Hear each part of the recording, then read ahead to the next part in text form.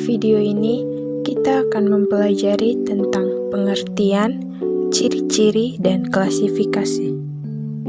Plantae adalah salah satu kingdom dalam taksonomi yang dikenal sebagai tumbuhan. Anggotanya merupakan kelompok organisme eukariotik multiseluler yang memiliki dinding sel dan klorofil. Karena mempunyai klorofil, jadi tumbuhan bersifat autotrof, yaitu bisa membuat makanannya sendiri. Ciri-ciri plantae. Yang pertama, organisme eukariotik, yaitu memiliki membran inti sel. Yang kedua, bersifat multiseluler, yaitu mempunyai banyak sel. Yang ketiga, memiliki dinding sel yang terbuat dari selulosa. Yang keempat, merupakan organisme autotrof atau bisa membuat makanannya sendiri karena memiliki klorofil yang berfungsi dalam proses fotosintesis. Yang kelima, memiliki akar yang berfungsi untuk menyerap air dan zat hara lainnya serta memperkokoh tumbuhan. Yang keenam, bereproduksi dengan cara aseksual seperti tunas, cangkok, stek, dan lain-lain, dan seksual seperti putik dan benang sari. Yang ketujuh, dapat mengalami pertukaran generasi dalam siklus hidupnya, generasi sporofit dan gametofit. Yang kedelapan, dapat menyimpan cadangan makanan dalam bentuk amilum dan paktik. Kemudian klasifikasi. Klasifikasi yang pertama ada Bryophyta, yang kedua Pteridophyta, yang ketiga Spermatophyta. Yang pertama Bryophyta. Bryophyta itu tumbuhan merupakan jenis tumbuhan yang tidak mempunyai organ sejati. Organ sejati itu seperti akar, batang, dan daun. Nah, lumut ini juga tidak mempunyai pembuluh angkut seperti xilem dan phloem. Lumut dimasukkan ke dalam kingdom Plantae karena mereka hanya punya zirot yang membuatnya bisa menempel.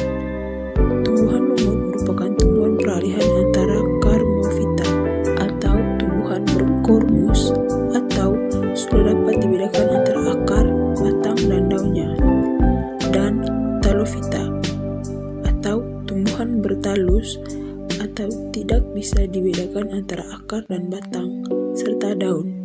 Habitatnya di daerah yang lembab dan teduh.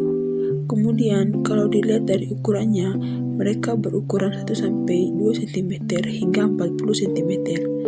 Bentuk ini klasifikasi dari lumut. Yang pertama, lumut hati atau Hepaticospida. Sesuai dengan namanya, bentuk lumut ini seperti hati manusia. Mereka masih berbentuk talus atau Talophyta. Selain itu, mereka juga berlobus dan membentuk zigot. Tumbuhan lumut hati berkembang biak secara aseksual menggunakan pembentukan kuncup atau gema.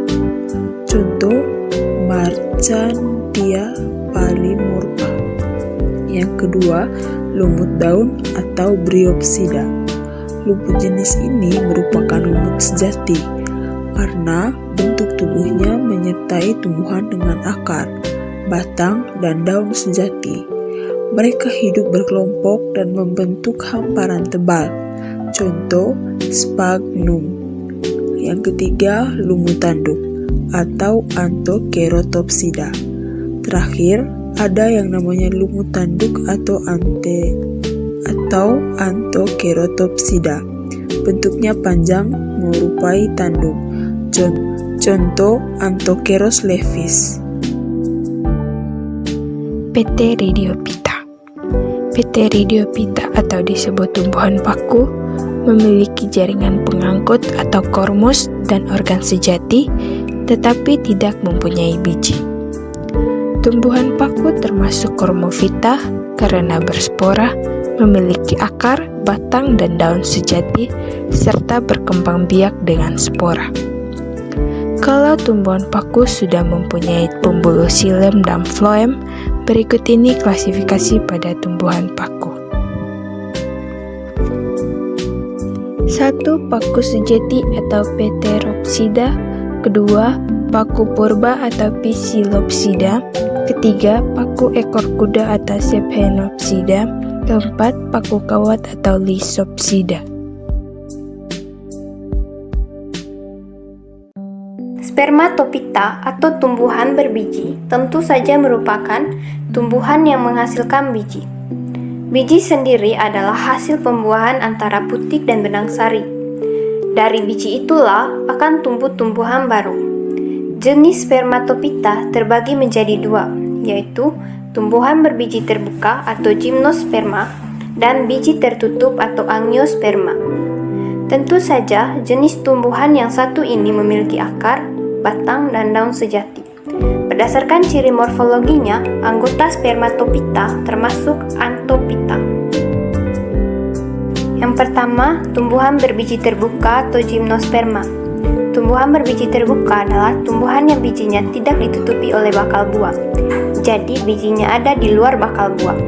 Ciri-cirinya tidak memiliki bunga sejati, daun sempit, tebal, dan kaku.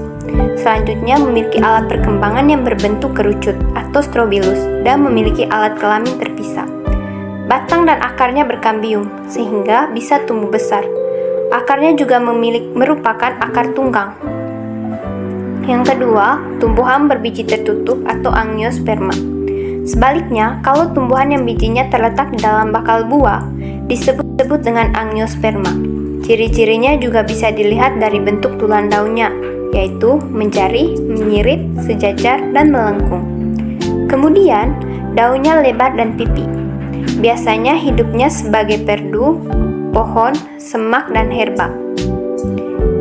Siklus hidup angiosperma. Jenis biji tertutup atau angiosperma terbagi menjadi dua kelas, yaitu biji berkeping dua atau dikotil dan juga berkeping satu atau monokotil. Untuk berkeping satu, contohnya tanaman padi. Bijinya tidak bisa dibelah gitu. Sedangkan biji berkeping dua mereka bisa dibelah. Contohnya tanaman jambu.